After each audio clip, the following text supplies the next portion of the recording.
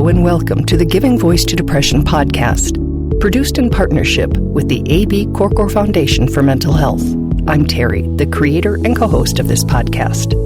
I've lived with depression most of my life, and I know how easy it can be to feel all alone in the experience. I'm not alone, and you aren't either.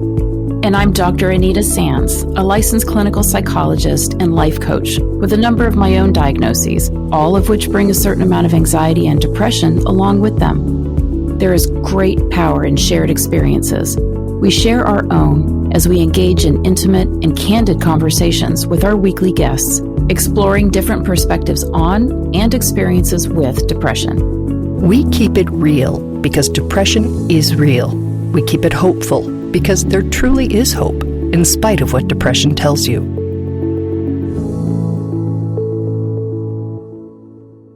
Hi, this is Terry. Anita is still on her well-earned vacation, so you get me solo again today. As we hope you know, Giving Voice to Depression posts daily across social media. We encourage you to follow us, especially if you're on Facebook, where more than 10,000 people with depression have formed an engaged and supportive community. Just look for Giving Voice to Depression there. In one of our recent posts, we wrote, "The story you share about your mental health challenge may be the key that unlocks someone else's prison. The more we talk and the more we listen, the more we understand and will be understood." The National Alliance on Mental Illness, or NAMI's national site, describes the value of shared stories this way. You have an authentic voice. You can make a difference for yourself and others by sharing your experiences and perspective. There are all sorts of things that you know that other people want to know. You are not alone. Let them know they're not alone either. That sharing needs to be done in safe ways, and that will look different for different people at different times. It might be calling an anonymous warm line or crisis line, having a private conversation with a trusted friend, family member, therapist, or doctor. You might choose to share in a group setting, like therapy or 12-step meeting. Or if you're like today's guest, Sarah, you might talk about your depression and, trigger warning here, your suicidal ideations on a podcast, in a very direct, shame-free, almost casual way. Here now is Sarah in one of our very first and shortest interviews, giving her voice to depression.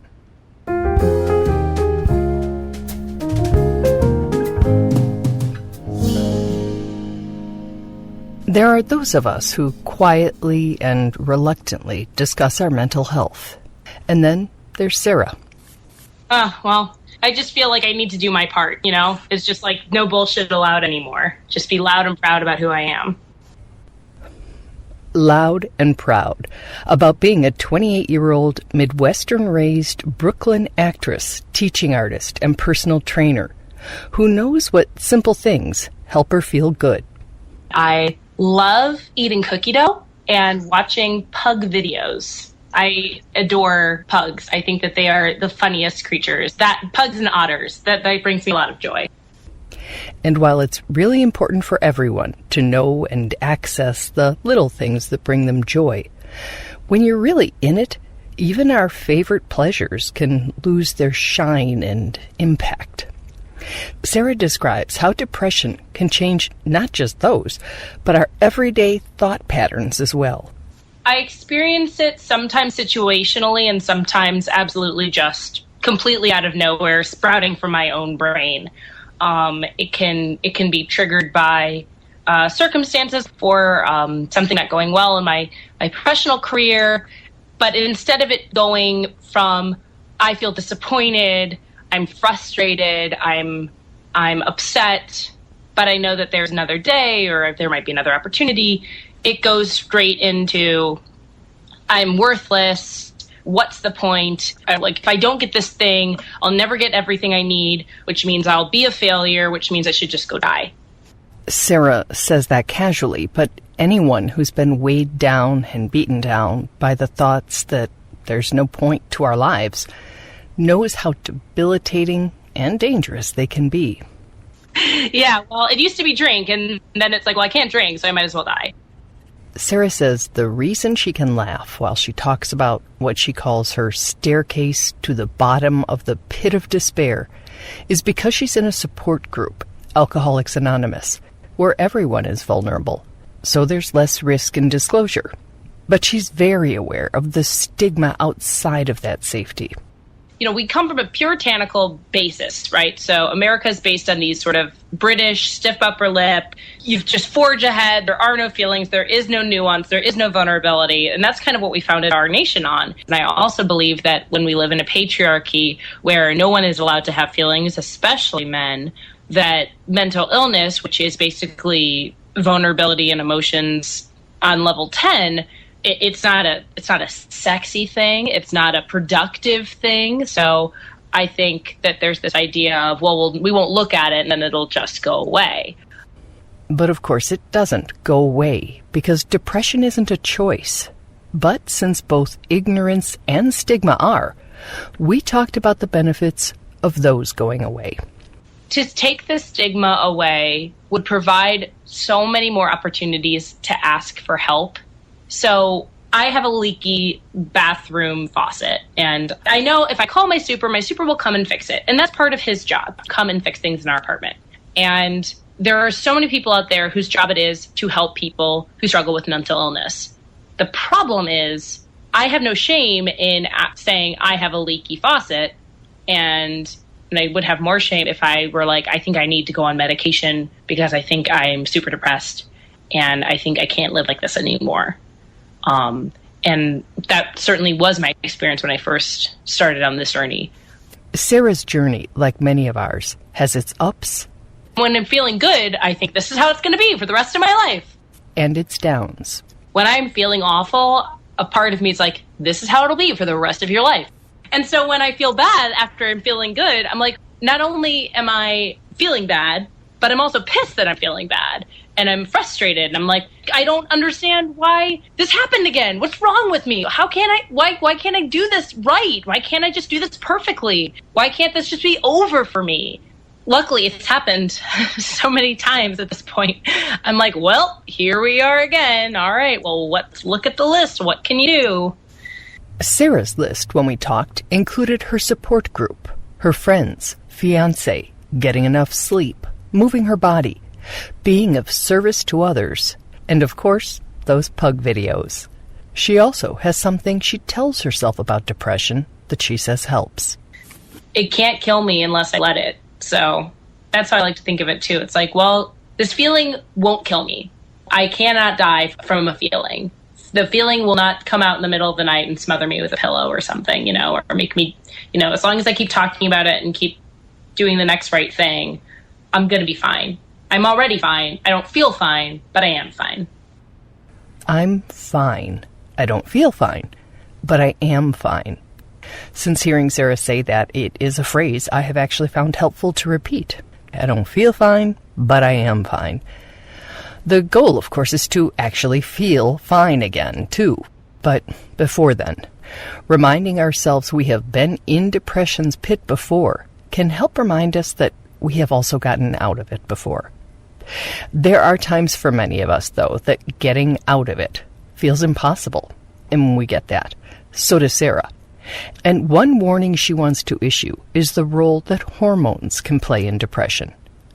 The hormonal changes can be naturally occurring, like puberty, menstruation, or menopause, or chemically induced, like gender transitions and birth control.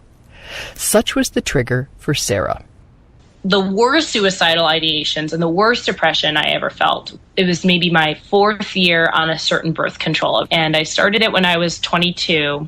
In July of 2014, I had this awful night where I really felt like I needed to kill myself. Never happened before that fast, like where it was just like a waterfall of depression and suicidal ideation, to the point where I was looking up like suicidal prevention like phrases on Tumblr, which I found a lot of Demi Lovato quotes.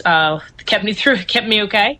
But my body was screaming at me to like throw myself in front of a train, just like go walk until you fall to the ground, just crazy stuff. And this is just in the middle of the night, it was awful. And I couldn't point to what happened because there's nothing circumstantially that was happening in my life where I felt okay, this is the reason. It's because I feel this way about this thing that happened. It was nothing. There's nothing going on.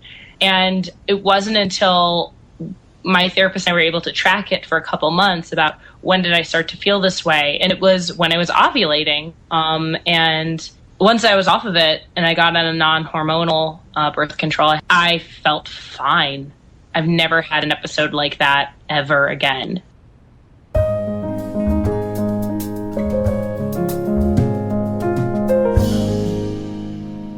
So Sarah ended talking about birth control and hormones and the role that she believes those played in her depression.